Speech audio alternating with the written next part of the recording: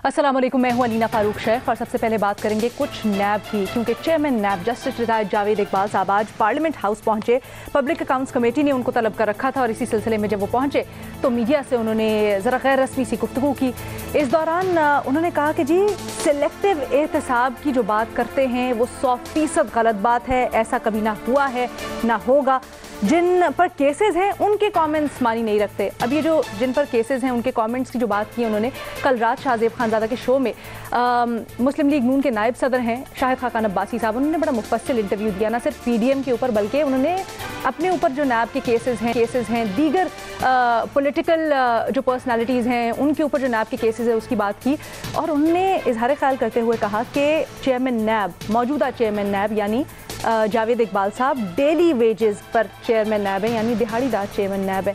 साथ ही साथ वो कहते हैं कि जी हम पर करप्शन का इल्ज़ाम नहीं है और जो चेयरमैन नैब या अफसरान झूठे सियासी इंजीनियरिंग के केसेस बना रहे हैं, कर रहे हैं, इनको भी जवाब देना पड़ेगा। मजीद भी उन्होंने बड़ी बातें की हैं, इसको डिस्कस करेंगे। लेकिन बुनियादी सवाल हमारा, क्या चेयरमैन नैब का बिला इम्तियाज़ एहतसाब का दावा दुरुस्त है, हाँ या नहीं के ऑप्शन है हमारे एनालिस्ट के पास। पैनल पे हमें ज्वाइन कर रहे हैं हसन निसार साहब, इरशाद भट्टी साहब, रीमा उमर साहिबा और सुहेल वड़ाइच साहब। इरशाद भट्टी साहब, आपसे गुफ्तगू का आगाज़ करना चाहूँगी और यकीनन बुनियादी सवाल का तो आप जवाब देंगे ही। शाहिद खाकान अब्बासी साहब कहते हैं कि हम पे तो करप्शन का इल्ज़ाम ही नहीं है, ये झूठे सियासी इंजीनियर्ड केसेस हम पे बनाए, तो क्या वाकई ऐसा हो रहा है? क्या ये पॉलिटिकल वेंडेटा है सारा का सारा? जी बिल्कुल, ये सारा कुछ जो कुछ किया है इरशाद भट्टी ने किया है या सबा इजी लोड वाली ने किया है, ये शाहिद खाकान अब्बासी साहब बड़े मासूम आदमी हैं। उन्होंने एक बड़ा खूबसूरत फ़िक्रा बोला है, डेली वेजेस पर चेयरमैन नैब हैं। शाहिद खाकान अब्बासी साहब मोहतरम, आप भी डेली वेजेस सीनियर नायब सदर हैं, आपसे जूनियर मरियम नवाज़ पूरी पार्टी चला रही हैं, आप तो डेली वेजेस पे काम कर रहे हैं। खैर छोड़ें मैडम शेख, 3 बातें हैं। पहली बात, चेयरमैन साहब का ये कहना कि जिन पर मुकदमात चल रहे हैं इनके कमेंट्स या तनकीद, बयानों, भाषणों की कोई हैसियत नहीं, वाकई कोई हैसियत नहीं है। लेकिन चेयरमैन नायब साहब का यह कहना कि सिलेक्टिव एहतसाब नहीं हो रहा, या बिला इम्तियाज़ एहतसाब हो रहा है, या अक्रॉस द बोर्ड एहतसाब हो रहा है, या इमरान खान साहब की पहली तकरीर के मुताबिक एहतसाब उनके घर से शुरू होगा, ये गलत है, ऐसा नहीं है। अद्वियात स्कैंडल हो, आटा गंदम हो, चीनी पेट्रोल, निजी बिजली घर डाके हो, BRT हो, मालम जब्बा ज़मीन हो, हेलीकॉप्टर केस हो, पिंडोरा लीक्स हो, मतलब साईं बुज़दार से लेकर खुसरू बख्तियार तक, जफर बिरजा से लेकर नदीम बाबर तक, असद उमर से लेकर शौकत तरीन तक, रज़ाक दाऊद से लेकर परवेज़ खटक तक, किसका एहतसाब हो रहा है ये मुझे चेयरमैन नायब साहब बताएं। नैब ऑलमोस्ट ख़त्म हो गया है, एहतसाब मजाक बन गया, एहतसाब को गाली बना दिया गया, एहतसाब दफन हो चुका है। तीसरी और आखिरी बात मैडम शेख, अब ये भूल जाएं कि इस मुल्क में, इस निज़ाम में कब किसी ताकतवर या पैसे वाले का एहतसाब होगा। इस अदालती निज़ाम में, इस बदबूदार निज़ाम में, इस गले सड़े निज़ाम में ताकतवर पैसे वाले के लिए कदम कदम पर रिलीफ, कदम कदम पर चोर दरवाजे, कदम कदम पर ढीले हैं। निज़ाम ऐसा है कि इमरान खान की हुकूमत है और मुस्लिम लीग नून के खिलाफ मान लिया वो ऑल आउट गए हुए हैं, लेकिन 3.5 साल से नैब की Avenfield appeal Islamabad high court में पड़ी है और 17 बार मरियम नवाज साहिबा केस से इल्तवा ले चुकी हैं, तारीख पे तारीख।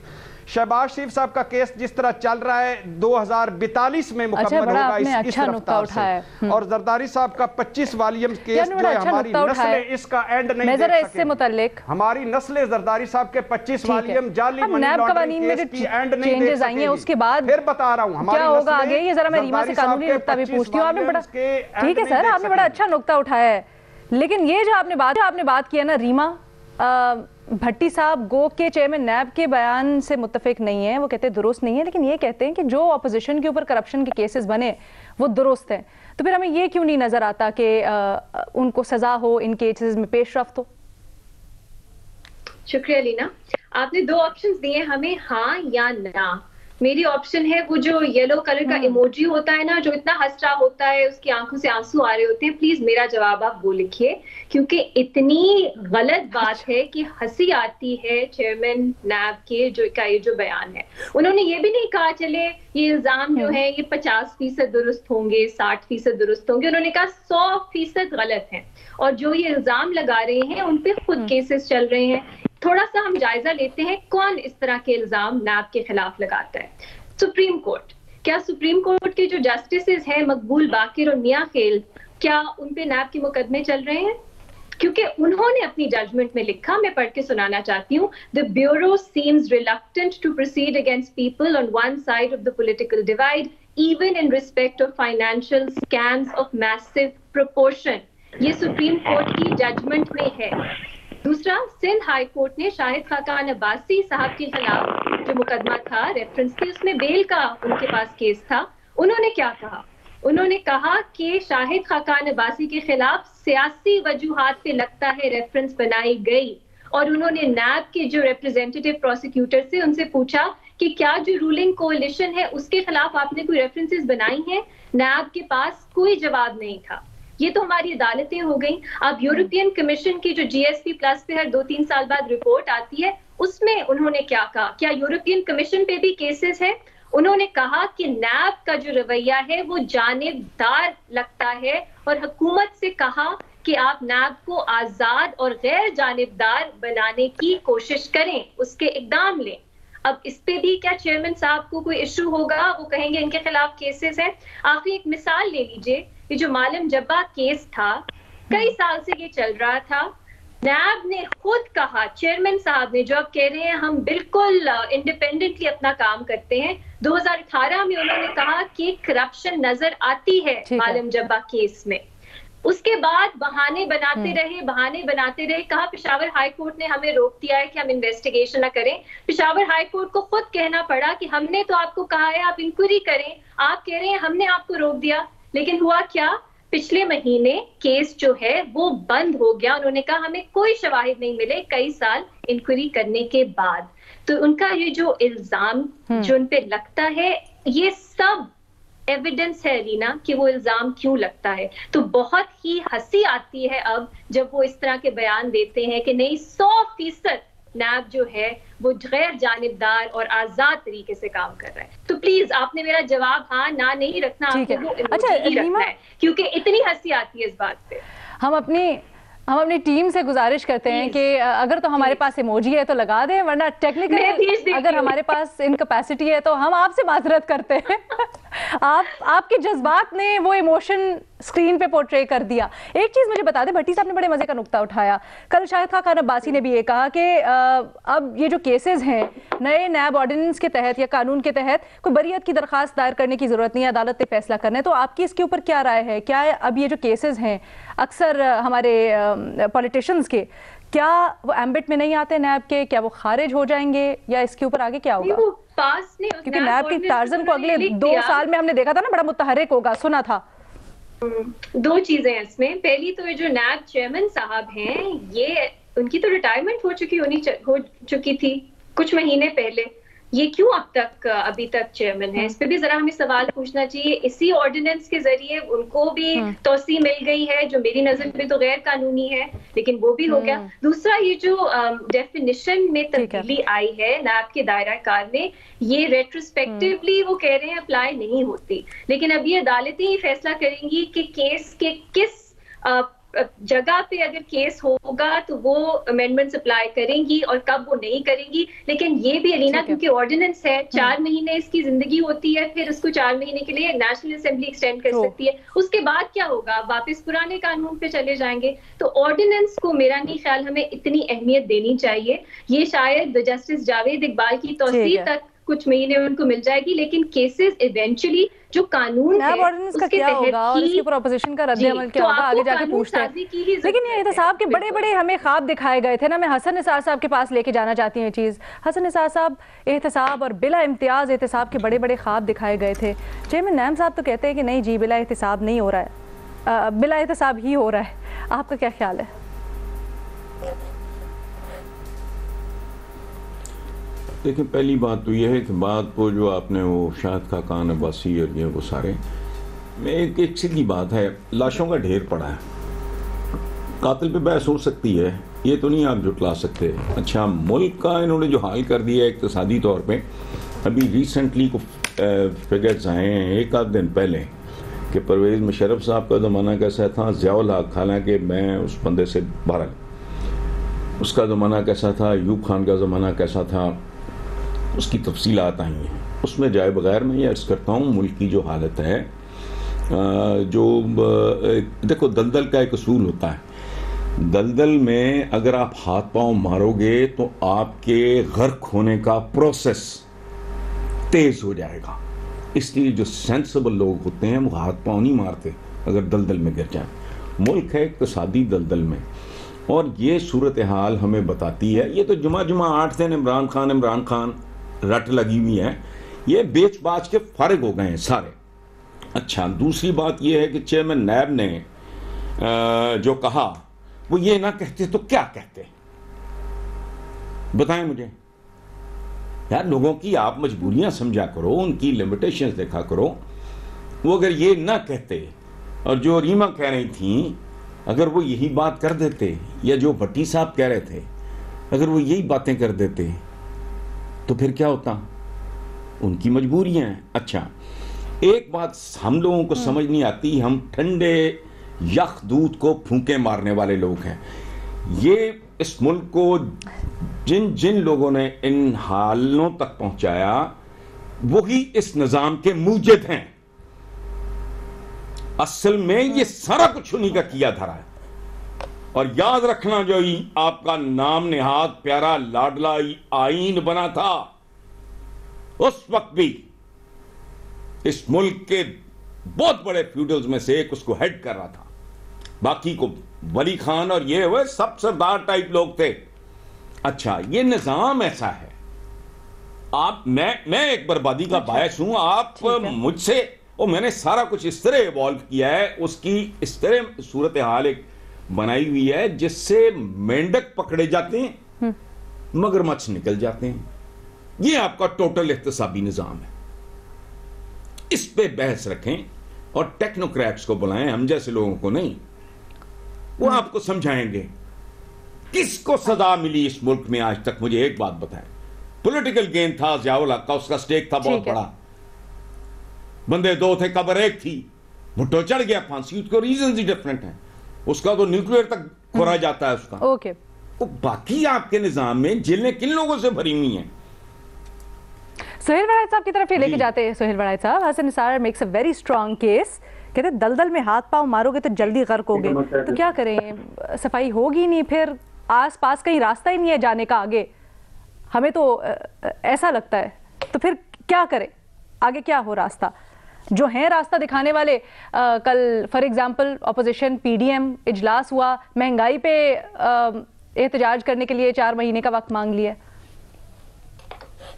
جی، گزارش یہ ہے کہ دیکھیں، پہلی تو بات یہ ہے کہ ریما عمر صاحبہ نے بڑے اچھے طریقے سے پورٹری کیا ہے کہ یہ صرف جن کے خلاف مقدمے ہیں، یہ صرف وہی نہیں بول رہے، سپریم کورٹ آف پاکستان کے ججز جو ہیں انہوں نے بھی یہ موقف اختیار کیا ہے کہ نیب جو ہے وہ ون سائیڈڈ کیس چلا رہا ہے، اور تقریباً سب لوگوں کی ضمانتیں ہوئی ہیں، چاہے وہ خورشید شاہ ہو، اور بہت سارے سب کے کیسز جو ہے وہ پینڈنگ میں چلے گئے ہیں۔ باوجود اس کے انہوں نے بہت سارے کیسز کیے ہیں، لیکن بہرحال یہ سوال اب تک ہے کہ وہ صرف سیاسی طور پر ایسے لوگ جو حکومت کے مخالف ہیں ان کے خلاف ہی کیسز جو ہے وہ چلتے رہے ہیں، تو یہ ثابت ہوتا ہے۔ تیسری بات یہ ہے کہ یہ جو ہمارا اوور ایمفسس آن احتساب ہے، اس پہ بھی مجھے کچھ اب تحفظات ہیں کہ یہ جو جس طرح کا احتساب یہ ہو رہا ہے،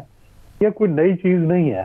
1947 میں پہلا جو پروڈا آ گیا تھا، 1947 یعنی 14 اگست 1947 سے احتساب کا پہلا قانون بنا، اور اس وقت سے لے کے آج تک احتساب کے قانون ہی بنتے رہے ہیں۔ اس میں پرائم منسٹر نائل ہوئے ہیں، اس میں وزیر نائل ہوئے ہیں، اس میں ایم این اے نائل ہوئے ہیں، اس میں سارے لوگ نائل ہوئے ہیں، اور اس کے باوجود احتساب کی جو پیاس ہے وہ بجھ نہیں رہی۔ میرا یہ خیال ہے کہ یہ ایک ہمارے ہاں انتقام کی آگ لگی ہوئی ہے، جو اہل اقتدار سے انتقام، جو اہل طاقت سے انتقام، ہمارے ہاں لوگوں کو ایک سم ہو پتہ نہیں کیا حسد ہے، یا ان کی جو ان کی خواہشات پوری نہیں ہوتی اس کا غصہ ہے، جو بھی ہے۔ لیکن احتساب تو اتنا ہوا ہے کہ کوئی پروڈا سے لے کے ایبڈو ہوا، पोडा हुआ, पता नहीं कितने एहतसाब के कवानीन बने हैं। अच्छा। और जितने कवानीन बने हैं उतना ही उसका मजाक बना है। तो मेरा ख्याल है कि एहतसाब की बजाय कोई अब नाम अपनाए, कोई और तरीका अपनाए। एहतसाब का नारा पुराना हुआ, एहतसाब की बातें पुरानी हुई। ये दरअसल वैसे मैं सीरियसली एक दिन मैं चाहूंगी आने वाले दिनों में, ये आपने बड़े अहम नुक्ते की निशानदेही की है। मैं चाहती हूं कि हम आने वाले दिनों पर बाकायदा एक डिबेट करें। यही पैनल बेशक रख लें, लेकिन हम इसके ऊपर डिबेट करें कि अगर एहतसाब के कानून से हमें प्रॉब्लम्स हैं या उसमें इस्लाहात क्या होनी चाहिए, और क्या कोई मुतबादिल सिस्टम भी है। अगर नैब नहीं है या हम ये इदारा नहीं चाहते, कानून नहीं चाहते, तो फिर ऑल्टरनेटिव क्या हो, किस तरह से। अकाउंटेबिलिटी तो बहरहाल बड़ी ज़रूरी है, ये हम कहते हैं, लेकिन हमारे एनालिस्ट की तजावीज़ क्या है। हमारा जो पैनल है वो यूनानिमसली इसके ऊपर ना का ऑप्शन लेता है। कहता है जी चेयरमैन नैब जो बात कर रहे हैं बिला तफरीक बिला इम्तियाज़ एहतसाब की, वो बिल्कुल दुरुस्त नहीं है। छोटी सी ब्रेक लेते हैं, बड़ा हमने अहम एक इशू डिस्कस करना है ब्रेक के बाद।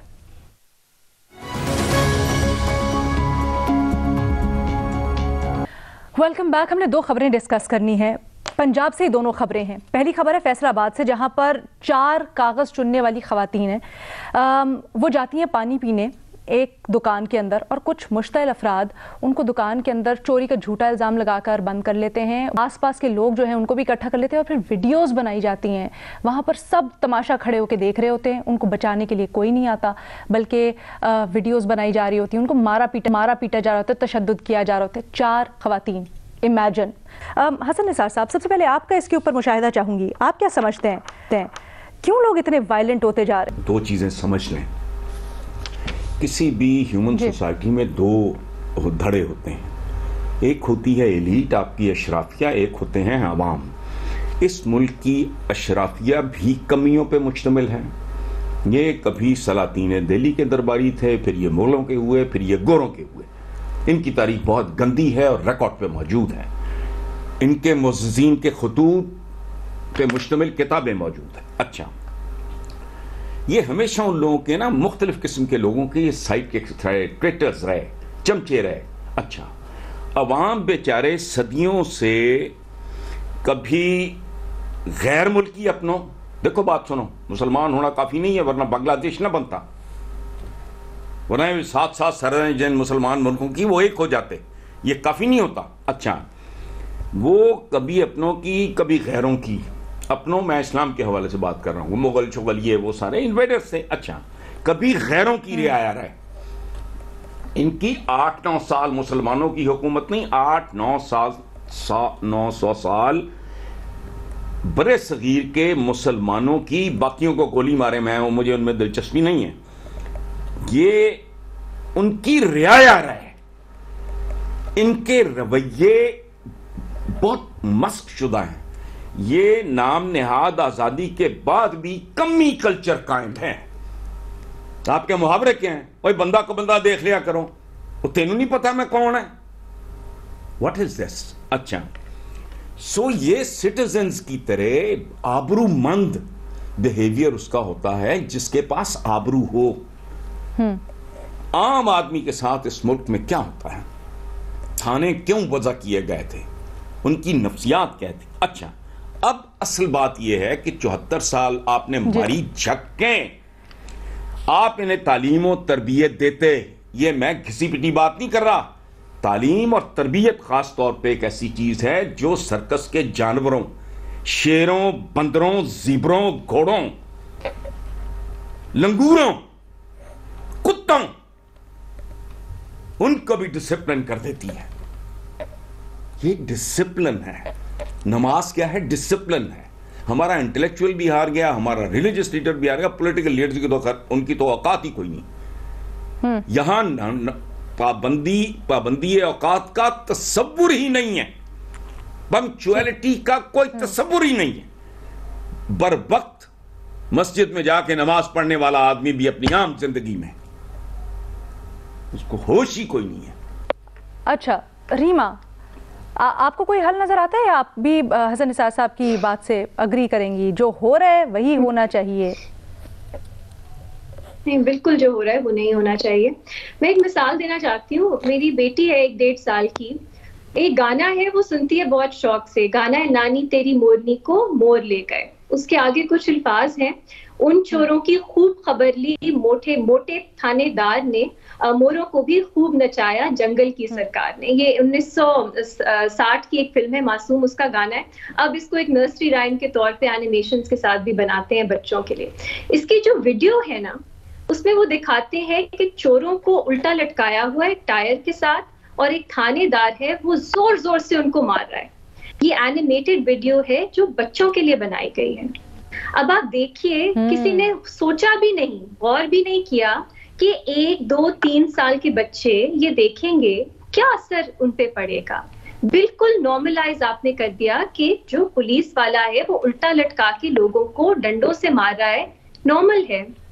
अब आप देखिए, पेमरा का कुछ हफ्ते पहले नोटिफिकेशन आया कि आप ड्रामों में जो प्यार मोहब्बत के सीन्स हैं, कोई किसी से प्यार कर रहा है, हग कर रहा है, ये क्यों दिखा रहे हैं। पेमरा को इस पे एतराज था।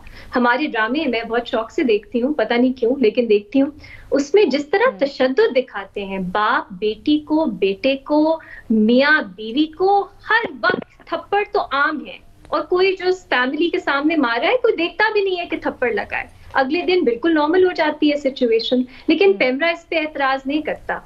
हमारे मुल्क में कॉर्पोरल पनिशमेंट के खिलाफ जब कवानीन बनाने की कोशिश की जाती है तो एतराज होता है कि बच्चों को मारने का हक है, स्कूल में टीचर्स को, घरों में वालिदैन को। डोमेस्टिक वायलेंस के खिलाफ कवानीन बनाने की कोशिश होती है तो कहते हैं नहीं, मजहब का गलत इस्तेमाल करके, गलत इंटरप्रिटेशन करके कहते हैं कि नहीं, जो हस्बैंड है वो बीवी को मार सकता है उसको डिसिप्लिन करने के लिए, बाप बच्चों को मार सकता है डिसिप्लिन करने के लिए। हमने इस हद तक वायलेंस को नॉर्मलाइज कर दिया है। हम अल्फाज किस तरह के इस्तेमाल करते हैं लीना, क्राइम ऑफ पैशन, कि आप जज्बात में आके आपने जो है किसी को मार दिया, एसिड फेंक दिया, कत्ल कर दिया।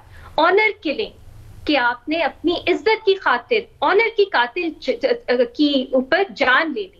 हमारे ये अल्फाज हैं, हमारी इस तरह हम लैंग्वेज के थ्रू नॉर्मलाइज करते हैं वायलेंस को। और आप देखिए, जब जुर्म भी होते हैं उसका रिस्पॉन्स भी हम चाहते हैं वायलेंट तरीन हो, सड़कों पे पब्लिक हैंगिंग्स हो, चौराहों पे लटकाया जाए, कुत्तों को खिलाया जाए, गरम तेल में डाला जाए।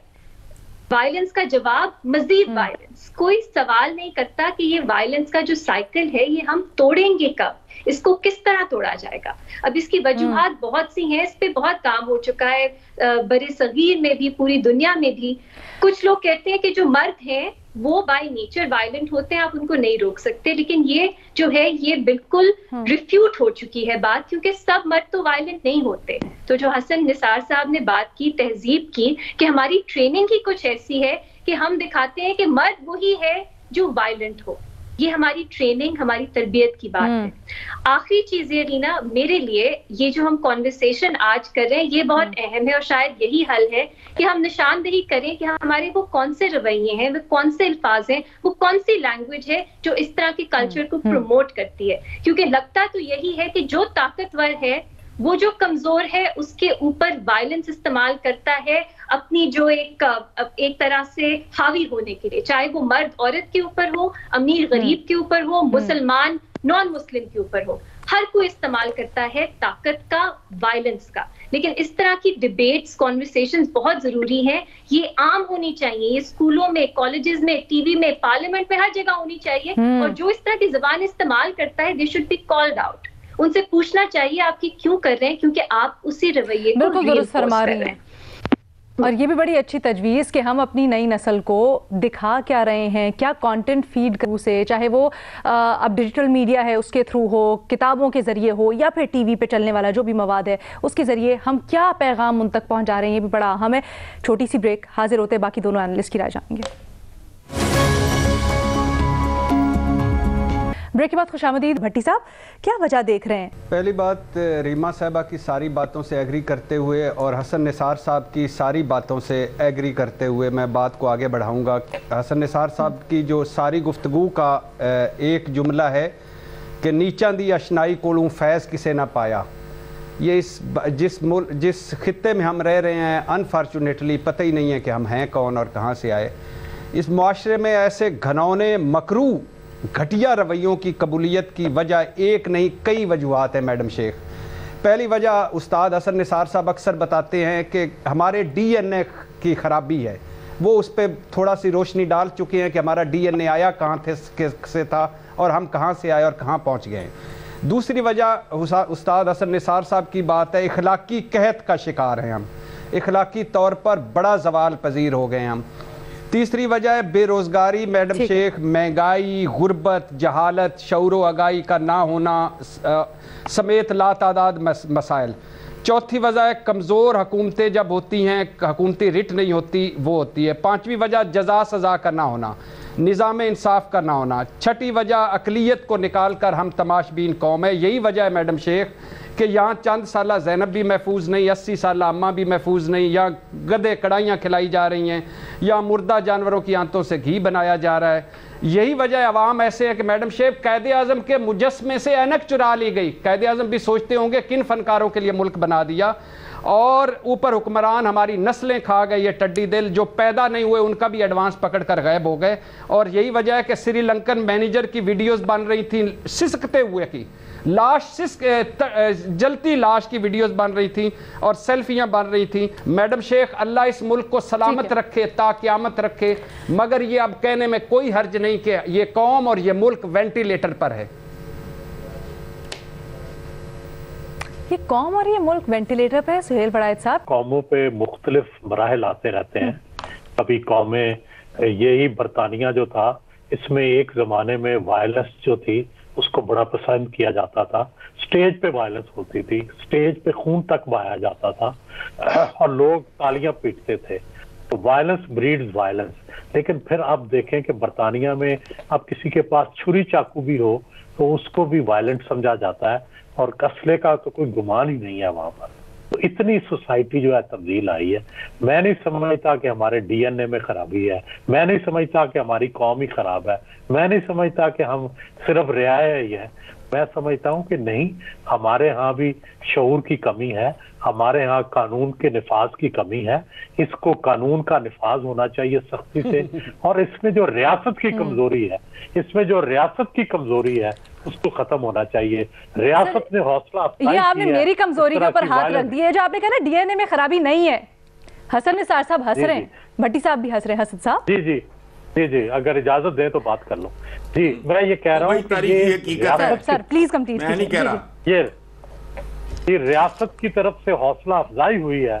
रियासत की तरफ से किस तरह के रवैयों को रोका जाए सख्ती से, और उनकी हौसला शिकनी की जाए और शऊर को बढ़ाया जाए। तो मेरा ख्याल है कि हम भी दुनिया की जो महज़ब कौमें हैं उनकी तरह हो सकते हैं। हम में कोई DNA की खराबी नहीं है, हम कोई घटिया लोग नहीं है, हम भी उसी तरह के आम लोग हैं। हमारा इंटेलिजेंस लेवल भी वही है। हम वहीं बाहर जाते हैं तो हम क्यों कामयाब हो जाते हैं, अब बैरून मुल्क पाकिस्तानी जाके क्यों कामयाब हो जाते हैं? ठीक है, क्योंकि उनके जरा क्विकली जवाब ले लें। मैं कहती हूँ जरा क्विकली जवाब ले लें इस चीज का। ये आपने मेरी दुखती रग पे हाथ रख दिए, मैं जरा इसका जवाब देना चाहती हूँ। भट्टी साहब, वेंटिलेटर पे नहीं है, DNA की कोई खराबी नहीं है, जल्दी से बता दें। जाने दो यार, ये साइंटिफिक रियलिटी है। मोहतरम और मेरे चहेते और काबिल एहतराम सोहेल वड़ाइद साहब जो सर, उम्मीद की किरण सोहेल वड़ाइद साहब जो हैं, वो क्या हसन निसार साहब ने कहा था कि वो क्या कहा था उस्ताद हसन निसार साहब ने कि अगर पुराने वक्तों में सोहेल वड़ाइद साहब होते तो ये महमूद गजनवी और पता नहीं दूसरी तरफ कौन थे, उनकी भी सुलह करा देते। तो वो सोहेल वड़ाइद साहब का एक होप, उम्मीद है, और उनकी एक है, सारा कुछ है। बिलीव मी, सच्ची बात कह रहा हूँ, सच्ची बात कह रहा हूँ, ये होपलेस केस है। इस बदबूदार निज़ाम में, इस निज़ाम में हम वेंटिलेटर पर रहेंगे। ना ऊपर वालों को कोई पता है, ना नीचे वालों को कुछ पता है। सारे जीरे ब्लेड और बनारसी ठग गए थोड़े से लोगों को निकाल कर। रीमा ने इतनी अच्छी तजावीज दी है अभी भट्टी साहब, और अगर हम लोग भट्टी साहब, रीमा ने इतनी अच्छी तजावीज दी है, अगर हम उसके ऊपर वर्क करें तो क्यों नहीं? रीमा नाराज हो जाएंगी। एक बात फिर रीमा साहबा मेरे से नाराज हो जाएंगी कि मैंने कहा कुत्तों के आगे क्यों डालने को कहा, चौकों पे लटकाने को क्यों कहा, उल्टा लटकाने को क्यों कहा।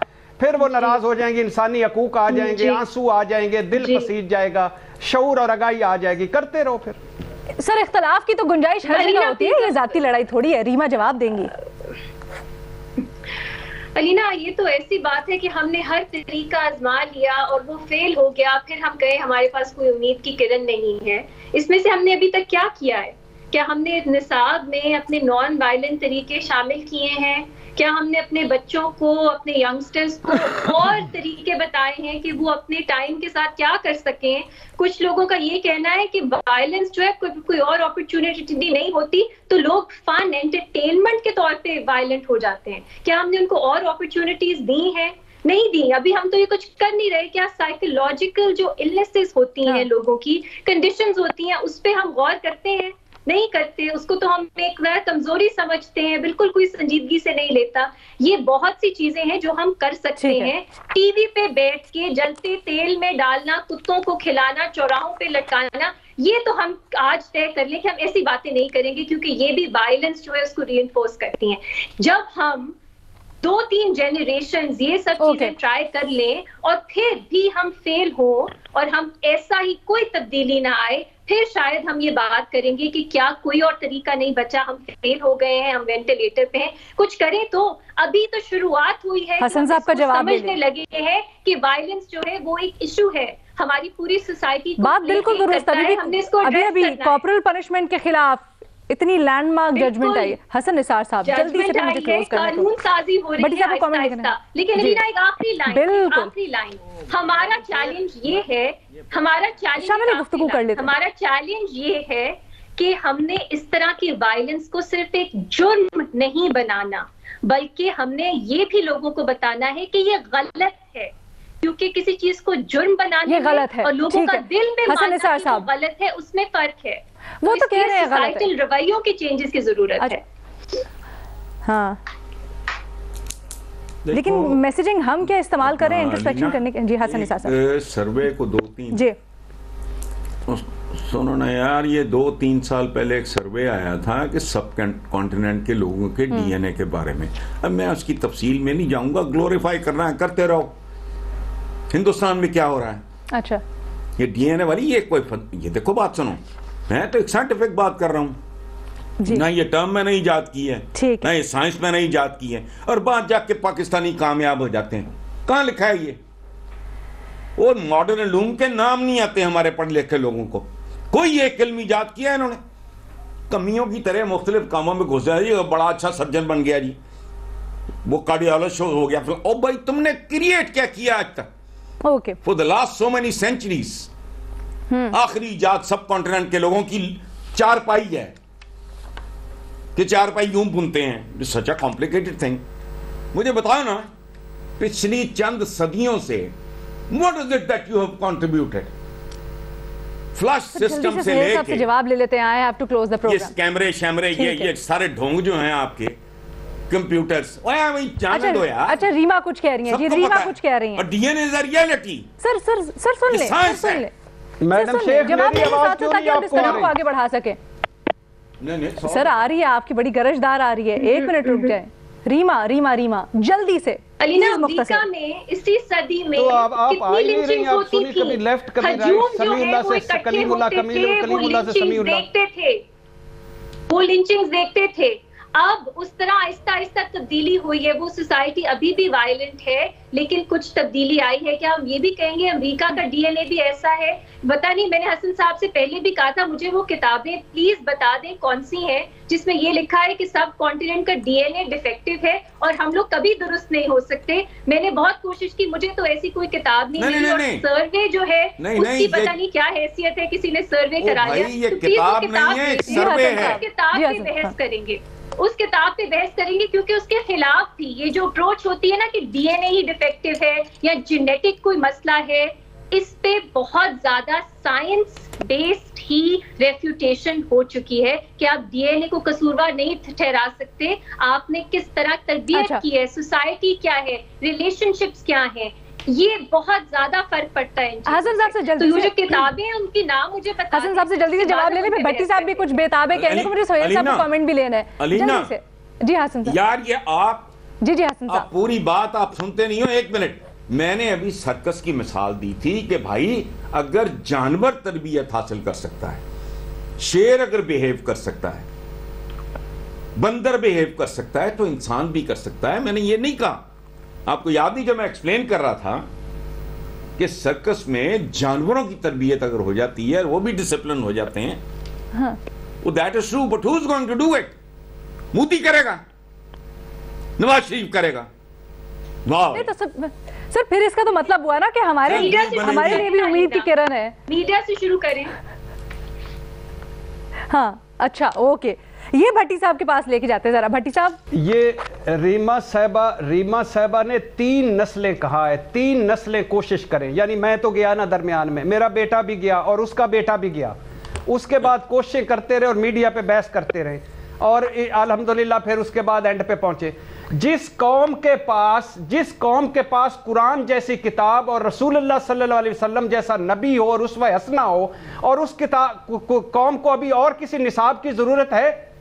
اور خدا کے لیے اتنی بڑی کتاب اور اتنا بڑا نبی, آخری انسان تک کے نبی, اس قوم نے سیکھا ہے کوئی ان سے؟ جزا سزا لٹکاؤ, 2-4 کو لٹکاؤ, 2-4 کو پھانسی دو, 2-4 کو الٹا لٹکاؤ, چیزیں سیدھی ہو جائیں گی. یہ کچھ بھی نہیں ہے. یہ 3 نسلیں میں کوشش کرتا رہوں, یعنی میں بھی لٹ جاؤں, میرا بیٹا بھی لٹ جائے, اس کی بیٹے بھی. اچھا ٹھیک ہے. بھٹی صاحب آپ جو کہہ رہے ہیں, آپ کی رائے قابل احترام, سر آنکھوں پہ گو. میں چاہتی ہوں یہ ڈیبیٹ مزید کنٹینیو ہو, ہمارے پاس ٹائم کی بڑی قلت ہے اور ہمیں آگے موو کرنا ہے, پروگرام کلوز کرنا ہے. لیکن ایک بات یہ بھی کہ ہم یقیناً اس بات پہ کہتے ہیں, چاہے وہ دینی تعلیم ہو یا دنیاوی تعلیم ہو, کہ ہمیں اس چیز کو بھی دیکھنے کی بڑی ضرورت ہے کہ ہم تعلیم تو حاصل کر لیتے ہیں, لیکن کیا جو نصاب پڑھایا جا رہا ہے وہ واقعی میں شعور بیدار کرتا ہے یا نہیں کرتا. اینیویز جی, ہماری آج جو ڈیبیٹ ہوئی ہے اس سے بہت سارے نکات, بہت ساری تجاویز نکلی ہیں. آپ کو کیا پسند آیا, آپ کی رائے کیا ہے, کس طرح سے ہم آگے لے کے چل سکتے ہیں اس کو, ہمیں ضرور بتائیے گا. اجازت دیجیے, اللہ حافظ.